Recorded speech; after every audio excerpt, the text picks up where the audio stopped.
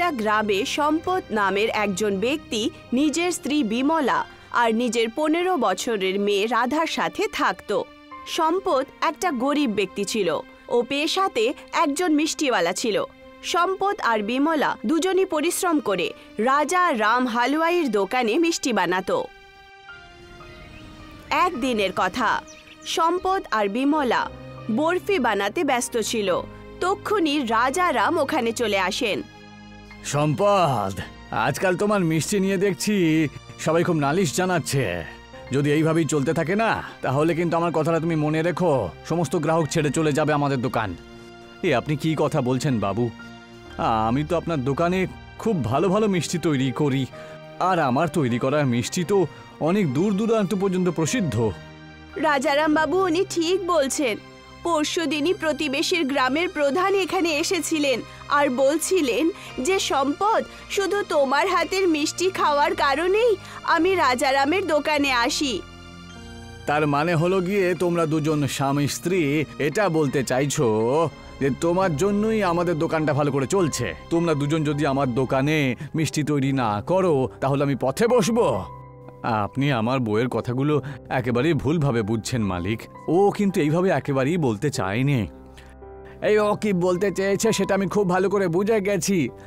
শোনো, আমি তোমার মালিক, আর আমি যদি মালিক হিসেবে তোমায় কিছু বলে থাকি যে মিষ্টি আর একটু ভালো বানাও, এতে তোমার বউয়ের খারাপ লাগার মতন এমন কি আছে শুনি?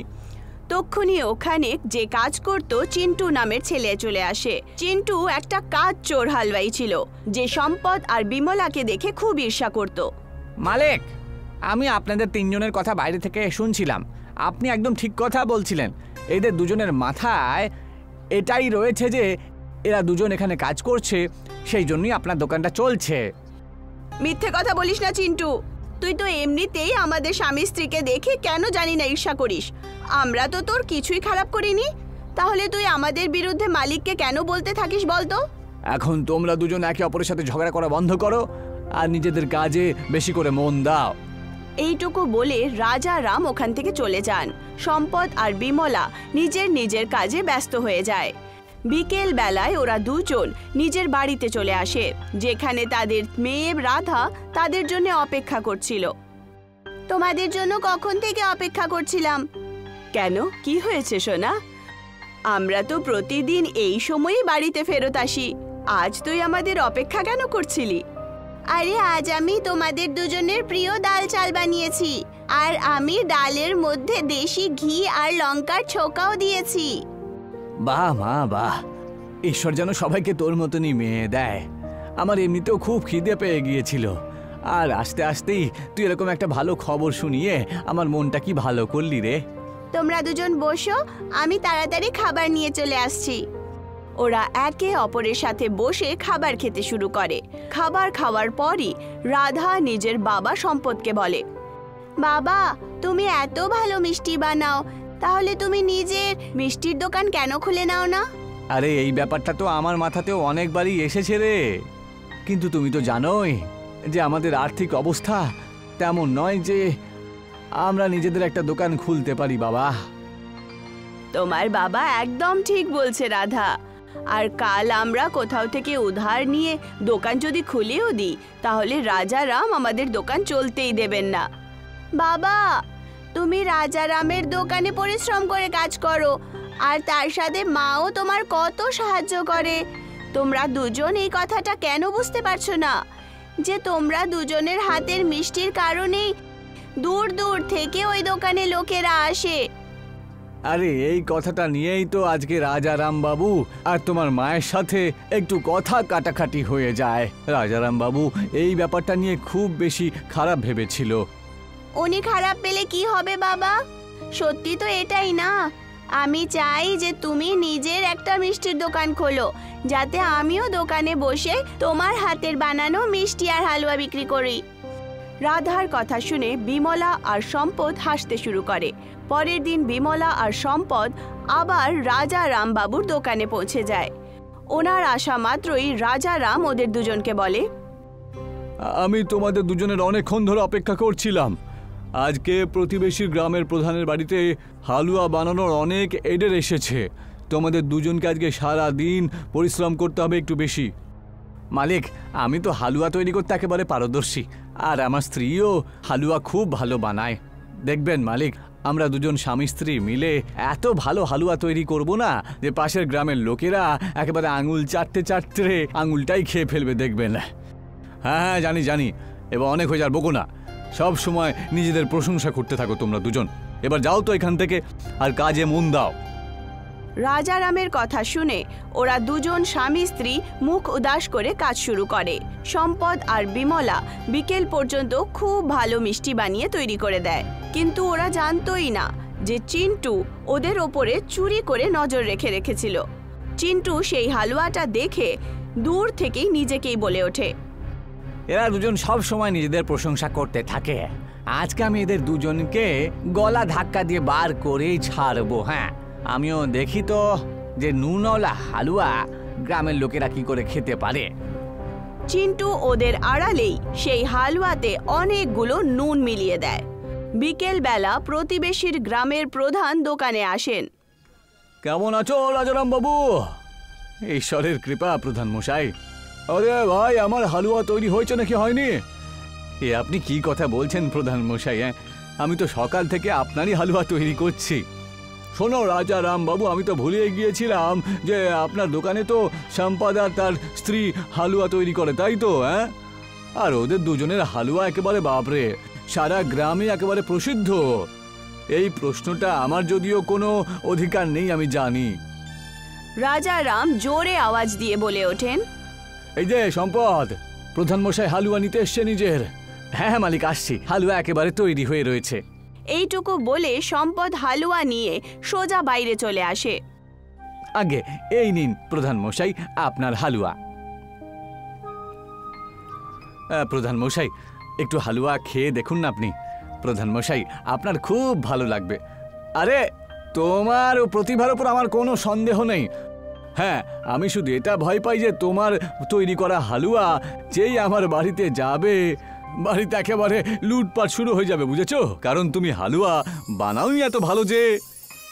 এইটুকু বলে প্রধান হালুয়া নিয়ে ওখান থেকে চলে যান। সম্পদ আর বিমলা নিজের বাড়ি ফেরত যায়। পরের দিন যখন ওরা দুজন দোকানে আসে, তখন দোকানের বাইরে অনেক বড় ভিড় জমা হয়েছিল। প্রধান রাজারামকে রাগের চোটে দেখছিলেন। কি হলো প্রধান মশাই, কিছু সমস্যা হয়েছে নাকি? আপনি মালিককে এত রাগ চোখে কেন দেখছেন বলুন তো?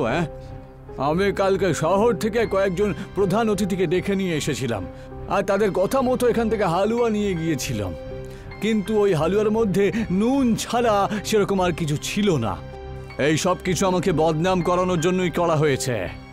এইসব কি কথা বলছেন আপনি? আমি আর আমার স্ত্রী তো খুব ভালো হালুয়া তৈরি করেছিলাম, ওতে নুন কি করে আসতে পারে? তক্ষুনি ওখানে চিন্টু চলে আসে আর রাজারামকে বলে, মালিক, কালকে আমি এদের দুজনকে হালুয়াতে নুন মেশাতে নিজের চোখে দেখেছিলাম। হ্যাঁ, এরা দুজন তো এই সব কিছু আপনার কাছ থেকে প্রতিশোধ নেওয়ার জন্য করেছে। তুমি একদম ঠিক কথা বলেছে চিন্টু, এখন আমার পুরো সত্যটা চোখের সামনে চলে এসেছে।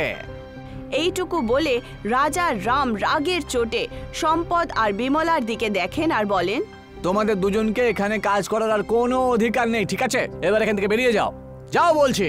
তোমাদের দুজনের কাছ থেকে আমি এরকম আশা কখনো করিনি সম্পদ আর বিমলা। তোমরা অতিথিদের সামনে আমার নাক কাটিয়ে ফেললে, আমার চোখের সামনে থেকে দূর হও তো।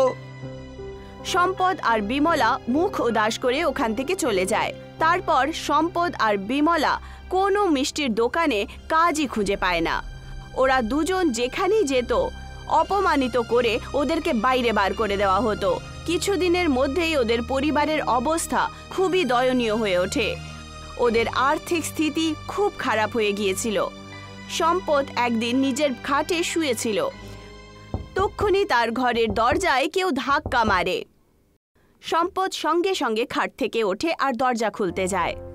সম্পদ দেখতে পায় যে একটা রোগা পাতলা লোক আর অদ্ভুত দেখতে লোক দরজায় দাঁড়িয়েছিল। কে ভাই তুমি? আমি অনেক দিন ধরে না খেয়ে রয়েছি, তুমি কি আমাকে কিছু খাবার মতো দিতে পারো? তোমার আর আমার অবস্থা একই রকম ভাই। এই সময় আমার বাড়িতে কিছুই নেই, বুঝলে, যে আমি তোমাকে খাবার জন্য দিতে পারি। আমি তো শুনেছি তুমি খুব ভালো হালুয়া তৈরি করো, বানাই না, বরং বানাতাম। এখন আমি হালুয়া বানানো ছেড়ে দিয়েছি ভাই। তক্ষুনি সেই ব্যক্তি একটা কলসি সম্পদের হাতে দিয়ে দেয়। এটা আবার কি? এর মধ্যে খই রয়েছে, চিনি আর দুধ তো তোমার কাছে অবশ্যই থাকবে। তাহলে তুমি আমার জন্য হালুয়া বানিয়ে দাও না, অনেকদিন হয়েছে আমি কিছু খাইনি। সম্পদ একটা গভীর চিন্তায় ডুবে যায়। তক্ষুনি তার স্ত্রী বিমলা সম্পদকে বলে, ওগো কি যায় আসে, ওখানে চিনি আর দুধ আছে, কাল পর্যন্ত শেষ হয়ে যাবে, কমপক্ষে এই বেচারার পেটই ভরে যাবে। কিন্তু আমাদের কাছে যে এখন উনুন জ্বালানোর জন্য কাঠ পর্যন্ত নেই। বাইরে কিছু লাকড়ি পড়ে আছে, তা দিয়েই আমরা ওর হালুয়া বানিয়ে দেব। সম্পদ বাইরে লাকড়ির ওপরে দুধ গরম করে, কিন্তু যেই মাত্র সে ওই ব্যক্তির কলসির একটা অংশ দুধে দেয়, হঠাৎ করে একটা বিস্ফোরণ হয়। দেখতে দেখতেই ওই দুধ একটা বড় বাংলোতে পরিবর্তিত হয়। সম্পদ সেই ব্যক্তির দিকে তাকিয়ে বলে, এটা আবার কি? সম্পদ এইটুকু বলেই ছিল, তক্ষুনি সেই ব্যক্তির রূপ একটা সুন্দর হালুয়া পুরুষে পরিবর্তিত হয়। আমি হলাম হালুয়া রাজ্যের রাজকুমার। তোমার হালুয়া আমাদের হালুয়া রাজ্যে খুব পছন্দ করে সবাই। এই নামের রাজ্যের নাম তো আমি কখনো শুনিনি। এটা হলো একটা জাদুর রাজ্য, আর আমার তরফ থেকে দেওয়া এই খই তোমার উপহার। তুমি এই খই থেকে সামান্য একটু অংশ তোমার তৈরি করা হালুয়ার মধ্যে যদি মেশাও, তাহলে সেটা একটা বিশাল বড় মহলে পরিবর্তন হয়ে যাবে। এমন একটা মহল যেখানে মানুষ থাকতেও পারবে আর সেখানে হালুয়ার আনন্দও নিতে পারবে।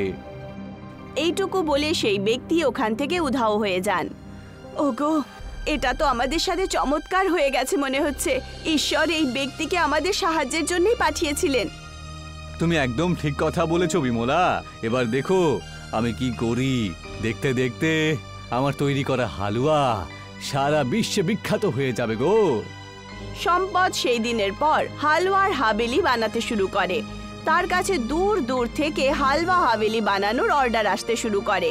এখন তো গ্রামে যে কারোর ওখানে বিয়ে হতো, তখন তারা অর্ডার সম্পদকেই দিত।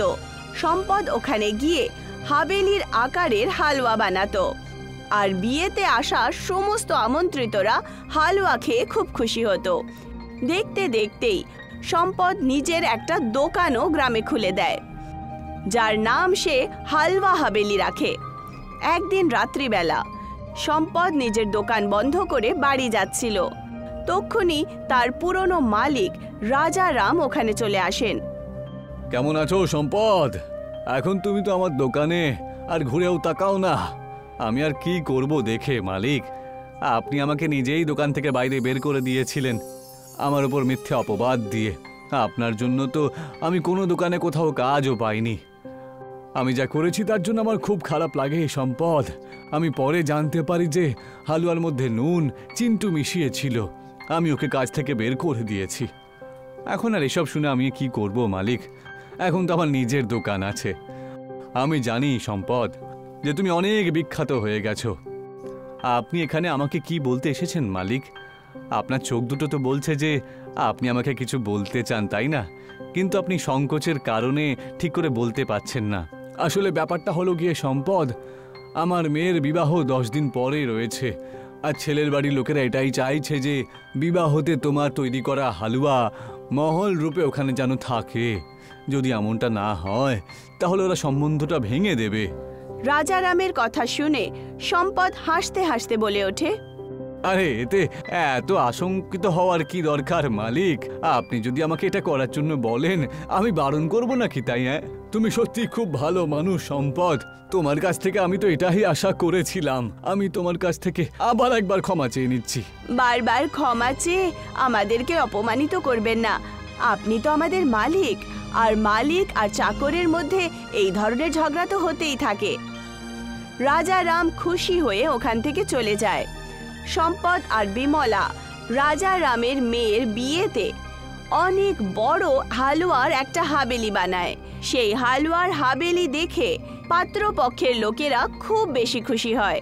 সম্পদ আর বিমলা আজও হাবেলি বানায়, আর তাদের দোকান এখন পুরো বিশ্বে প্রসিদ্ধ হয়ে গেছে।